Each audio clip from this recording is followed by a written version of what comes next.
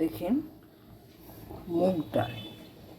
মুগ ডাল ফুটছে, মোটামুটি হয়ে গেছে। কাঁচা মুগ ডাল আমি সসপ্যানে বসিয়ে দিয়েছিলাম, দিয়ে দিয়েছি কাটা দিয়ে ডালটা ফুটিয়ে নিয়েছি। এবার এই পাশে আমি একটু লাউ সেদ্ধ করছিলাম, সেই লাউটা আর গ্যাসে সেদ্ধ করব না। এবার আমি এই লাউটাও এই ডালের মধ্যে দিয়ে দেব, বাকি সেদ্ধটা যাতে হয়ে যায়, বাকি সেদ্ধটা যাতে লাউটা হয়ে যায়, তাই জন্য ডালের মধ্যে লাউটা দিয়ে দিলাম। এটা সেদ্ধ হতে থাক, আমি তেঁতুল ডাল রান্না করব। আপনারা উচ্ছেটা কড়কড়ে করে ভেজেও দিতে পারেন, কিন্তু আমি কিছুটা উচ্ছে ডালে দেব আর কিছুটা উচ্ছে কুমড়ো দিয়ে ভাজবো, তাই আমি একটু ভাপিয়ে নেব। এই কারণে ঢেকে দিলাম যে তেলটা যাতে ভাজতে কম লাগে, তাই ভাপিয়ে নিলাম। কাঁচা অবস্থাতে উচ্ছেটা ভাজতে গেলে অনেকটা তেল লাগে, আমি চেষ্টা করব তেলটা যত কম খাওয়া যায়। আপনারা ইচ্ছে করলেও উচ্ছে না ভাপিয়েও ভেজে ডালে দিয়ে দিতে পারেন। আমি লাউটাকেও দেখুন একটু কিছুক্ষণের জন্য সেদ্ধ করে নিচ্ছি। দিয়ে দিলাম পরিমাণ মতো লবণও। উচ্ছেটা আমি ভেজে ফেলেছি, ফোড়ন দিয়েছি, দিয়ে দিলাম রাঁধুনি, দিলাম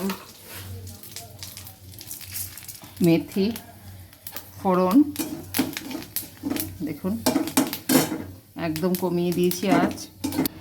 দিয়ে দিচ্ছি ডালটা। তার আগে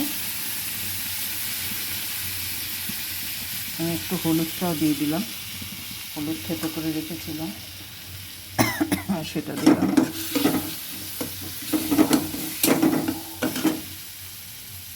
দিলাম আদা বাটাটা, দিয়ে দিলাম সুন্দর গন্ধের জন্য দুটো কাঁচা লঙ্কা। এটা অপশনাল, আপনারা দিতেও পারেন নাও দিতে পারেন। এবার কষানো হয়ে গেছে, এবার আমি পুরো ডালটা দিয়ে দেবো। দিয়ে দিলাম একটু মিষ্টি, লবণটা আগে একবার দিয়েছি তাই সামান্য লবণ দেবো এখন। একটু গটগটি আসলেই নামিয়ে উচ্ছেটা দিয়ে দেবো, ভাজা উচ্ছেটা দিয়েই নামিয়ে নেব, না হলে ফোড়নের যে গন্ধটা মৌরি এবং মেথির সেটা চলে যাবে। ফোড়ন দিয়ে আর বেশিক্ষণ ডাল রাখতে নেই। গটগটি এসে গেছে, আমি দিয়ে দিলাম উচ্ছেটা।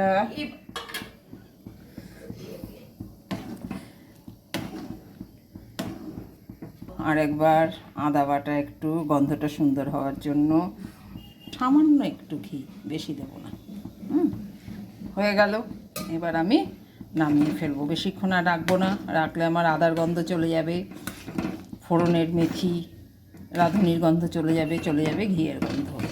ঠিক আছে, হয়ে গেল আমার শুক্তোর ডাল। আপনারাও এভাবে করে খেয়ে দেখবেন এবং কেমন লাগে জানাতে আমাকে ভুলবেন না।